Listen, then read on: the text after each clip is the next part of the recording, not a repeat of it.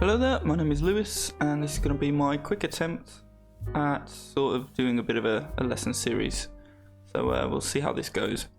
So I've been thinking a lot about what the very first thing I would say someone should really learn is, if they've, never painted or drawn before. And I want to go the full way. I want this to get kind of, completely advanced. We're going to be looking at, rendering and all of that sort of stuff. So I was just thinking, what's the most basic ground point to start at that? And what is the general advice? What do people usually try, and what are the pitfalls of that? So let's begin.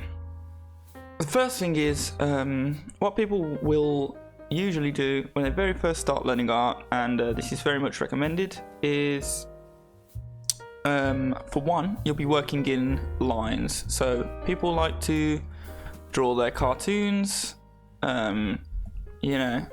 they like to do anime, all of that sort of stuff, which is completely fine. But obviously, if you don't have like a very good foundation, you're still going to struggle with that. And that it really comes down to your 3D comprehension, your three-dimensional comprehension.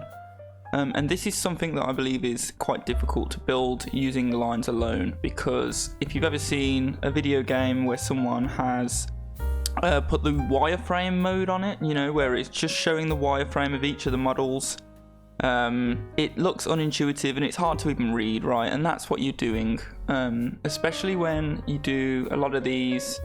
A lot of people will suggest to draw, the basic shapes using lines. So they'll say that you should be drawing cubes at all different angles. And this is a really good way to go. But I think it does have pitfalls, because it's easy for me to sit here and tell you to draw cubes with lines like this, because I already have 3D comprehension. So I can just draw, whatever shapes I like. But it won't necessarily translate.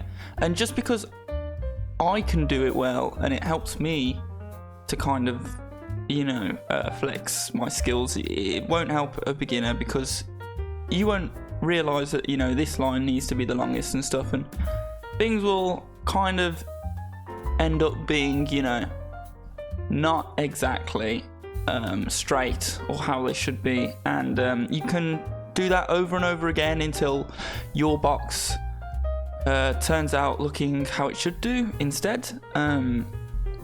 But I think it'll take you a long time because of that unintuitiveness. So because of this, a lot of people also recommend just going straight to realism and, going straight from a ref and, just trying to draw that on your piece as real as you can. And obviously, well, that is quite helpful too, but that's quite time consuming. And obviously painting something, that is from real life when you haven't had any experience, it's tedious and it's difficult and it's frustrating, and you'll make mistakes that will be just hard to fix and very demotivating. So I just like to think, like, what is the simple thing that I would start with? Well, for one, like I say, I think the main thing that you want to build when you first start out is your three-dimensional comprehension. And doing the shapes, like the cubes, cones, spheres, whatever shapes you like,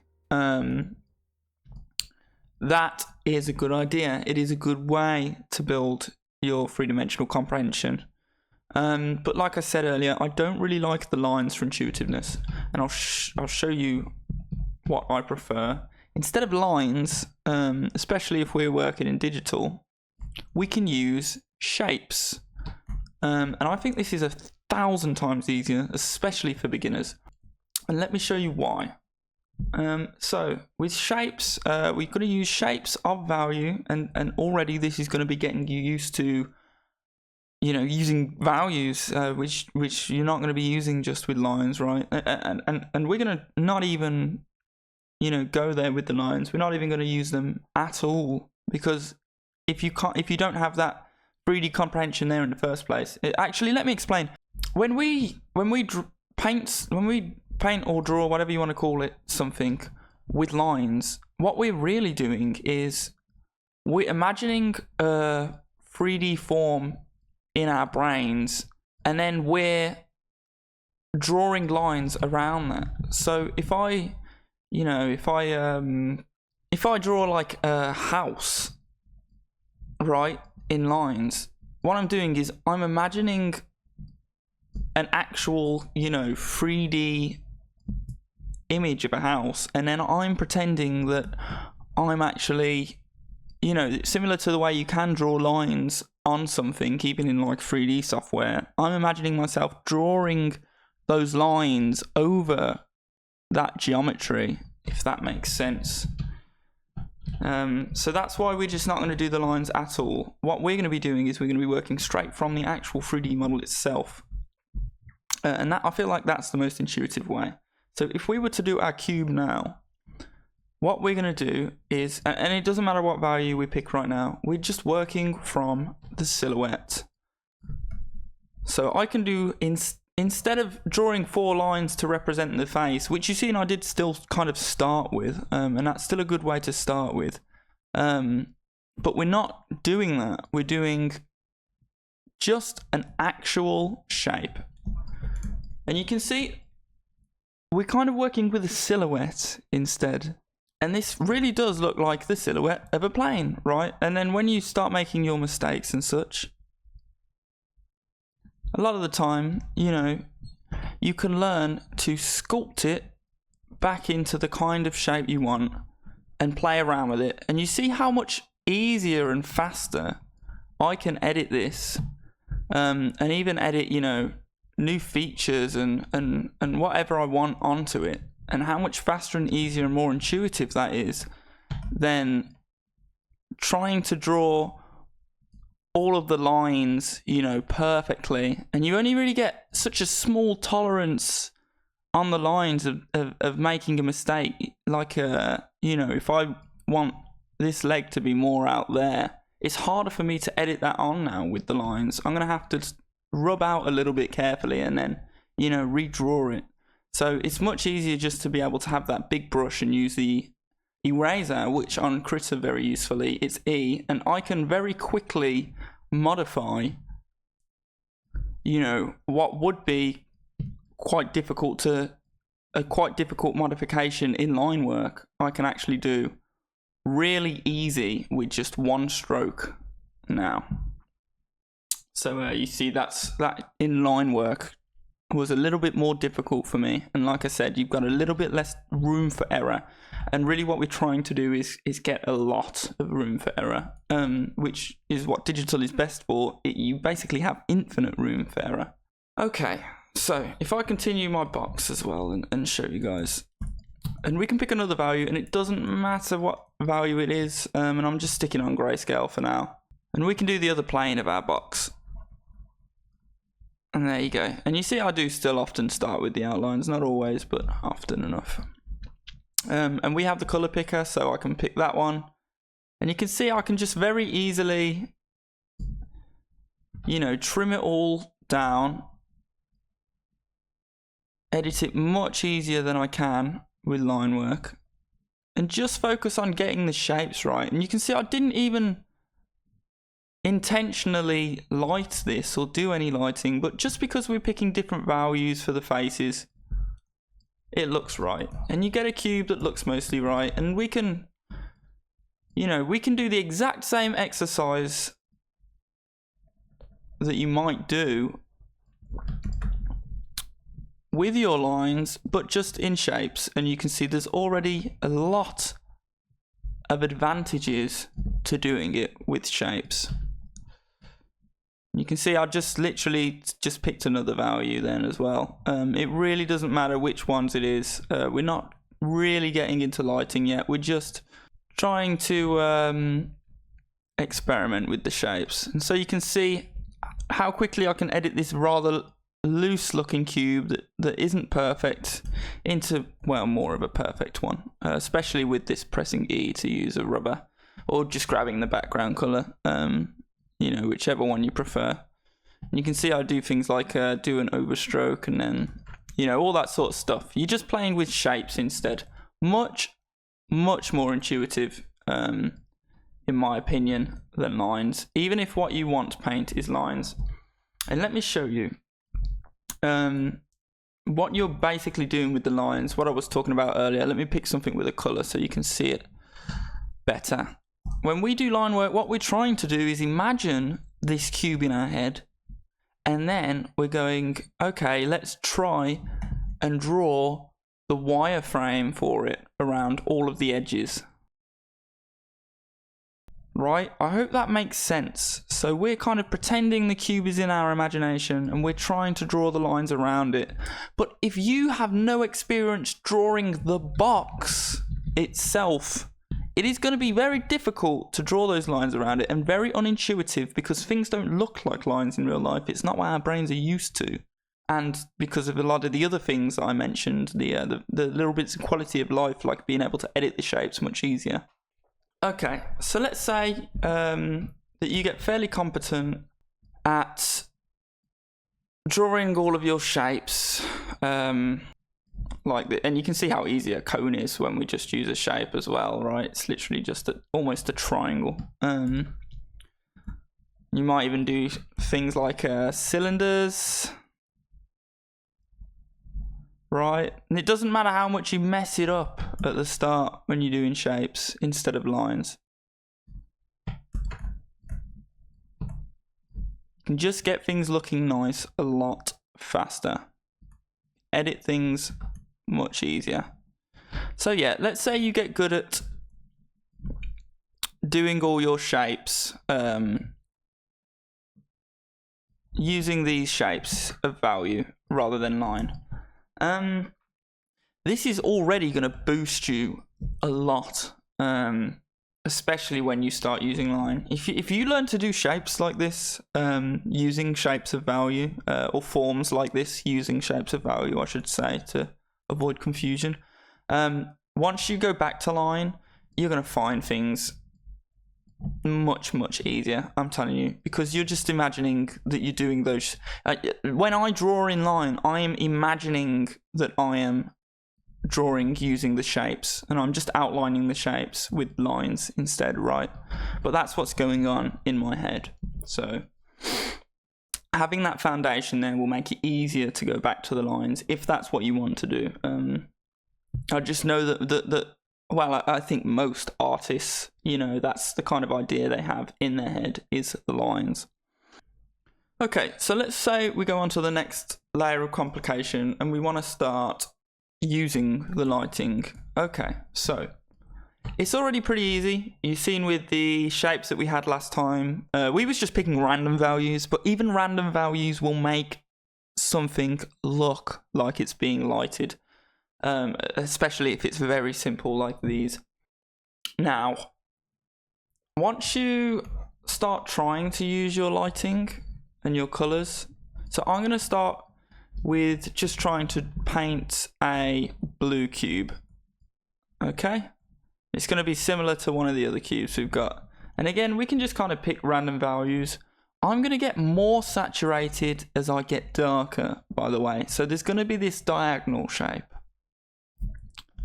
And you'll often just have like a little trend like that when you use color. It will normally benefit you to get more or less saturated as you change in your tone. And we'll go into that a little bit more in future. But just, it doesn't matter whether you go more or less saturated, just as long as it's consistent. Right, then I'm going to give it a bit of a brighter top plane. Okay, so the light's kind of conventional here. It's coming in from the top. Okay, we've got our very rough cube here. We can give it a little bit of cleanup. Make it look perfect.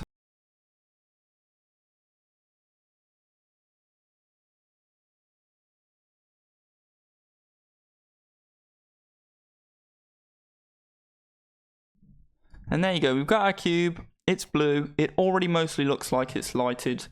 And we probably want to sit it on something as well. So I'm going to sit it on a green plane.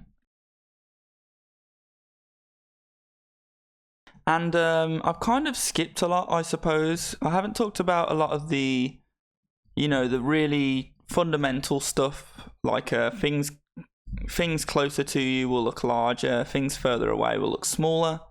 I assume you can get those from pretty much any other beginner art tutorial or area that you might look in.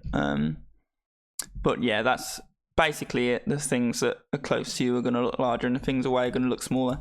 And we're going to talk about that stuff a lot more in future. What I'd recommend if you're struggling with stuff like that, or what I'd just recommend if you're a beginner in general, is to use reference.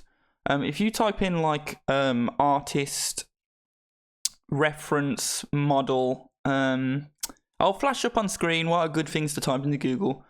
You'll get some pretty decent reference to go from of these basic shapes, and I very, very highly recommend starting by using these references, and then afterwards, if you're someone who likes to make art from imagination, or even if not, it's a really good exercise to do, then drawing the shapes from imagination, like I am here. But yeah, so you see me drawing these shapes from imagination, but I do recommend doing them from reference. And that way you won't have to learn all these tiny little rules, like, things getting bigger as they're closer or what have you. Okay, so we've got our cube on this green plane. It's kind of a square plane, and you can see there's no lighting.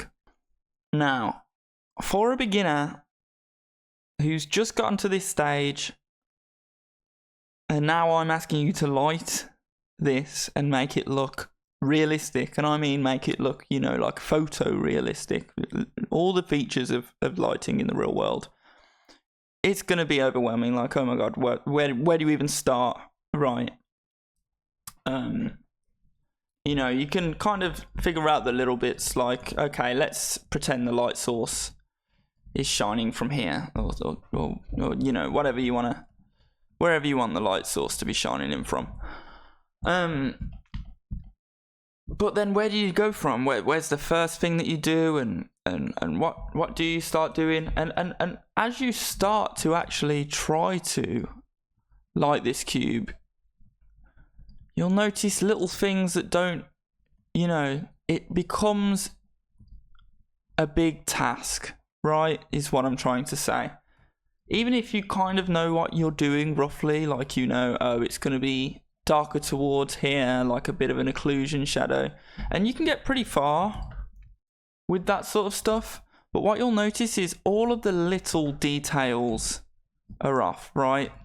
Like all of the brush strokes are quite ugly and stuff like that, and you can blend them or what have you. But what I'm trying to say is it can become a big task. There is a lot of data here, and as soon as you start trying to do something a bit more complicated, like say, because we'll start off with cubes, but then you might do slightly more complex shapes, and then you might do like objects, like teapots and stuff like that, basic still lifes, and you might start going a lot of people, what they want to draw and paint is people, right? So they'll graduate onto people quite fast, and you'll realize that just having the experience trying to paint like this, once you start trying to draw people, that's a lot of information, right? There's a lot of pixels, a lot of data, a lot of different surfaces, and you'll end up just struggling to manage just what is pretty much a colossal task. So I've come up with a way to actually make that simpler, and it's actually ended up evolving into one of my main processes, even for my fully finished pieces, not just for practicing. So let me show you it here. The issue is that I was explaining is the amount of data, right? It becomes quite nitpicky, and this one hasn't got much data, and you can already tell kind of what I'm going to do here. But a lot of people will be painting on like 3 or 4, and this is what I was doing when I started out, like 3 or 4K canvases. And you can see the pixels here, but they'll be tiny, and it'll be difficult to kind of rein it in, especially contrast-wise. So here's what I recommend you do, and this will work from when you're practicing just your cubes, all the way up to when you're trying to paint faces and such. And I recommend even trying that sort of stuff straight away in this method. So I'm just going to make, you know, a selection of roughly 100 by 100 pixels. And that's what we're going to paint in. That's it. That's the whole trick. Well, or the first part of it anyway. You know, we can paint in our background, and then let's say we've graduated a little bit to kind of still lifes and stuff like that. Let's say we're sticking with the green table and we want to draw a banana on it. Now this is going to be easy because I can just do a blob here for the green table. It doesn't even have to be, you know, remotely there, and I can just get a yellow color and I can do pretty much a cartoon of a banana. So you can see that's nothing that anybody would struggle with, even from imagination. And like I said earlier, you can start to make it a little bit more perfect. And you can just kind of start using your skills to make this more and more perfect. And like I said, you've got less pixels here. And it might not be apparent this early, but having less pixels makes things easier. I did make another video that I'm not sure if I'm going to have published yet or at all before this one. But that was on a very similar trend, basically pointing out that we can use this scale of pixels to make things more simple.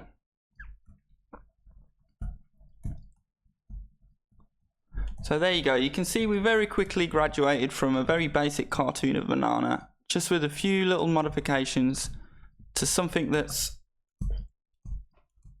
a lot more recognizable. And let's say you feel like you've done enough on this banana. Maybe you're timing yourself and you're giving yourself, you know, 20 minutes to paint the banana, or maybe you're just working until you really like the results and don't think you can add any more. What you want to do at that point is upscale. So you want to copy and paste your banana, and if you want to do more detail and work into it more, what you can do is just simply make another copy of your banana that's, we'll just go with roughly twice as big here.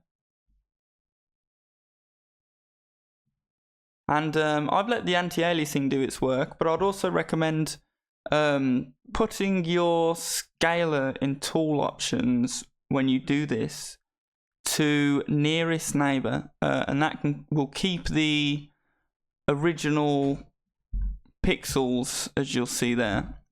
Either way is fine. And then what you can do is just start working into the next layer of detail, and you can just make it, you know, a little bit more detailed up until the point where you feel the job is done. And so circling back to what the sort of things that I was talking about earlier, what I was saying, a lot of people like painting in lines. Once you've had a go at doing that, right? And here's the technique that I see a lot, like almost all beginner artists doing.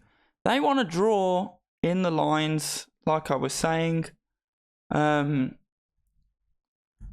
once you've had this practice, you're probably going to be a little bit better at drawing with the lines, right? I'm just kind of rushing this one, but you'll be a little bit better at drawing with the lines. And what people always tend to do is they will draw the lines, and then you'll want to paint, you know, your flat colors behind the lines. And then afterwards, of course, as everyone knows, this is pretty much the most common process in all of digital painting.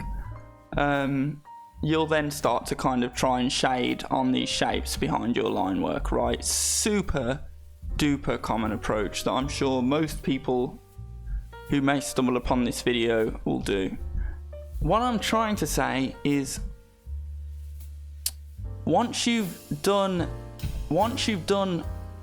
more of this, or even just a little bit, you will be way more competent at doing this technique, because you will know,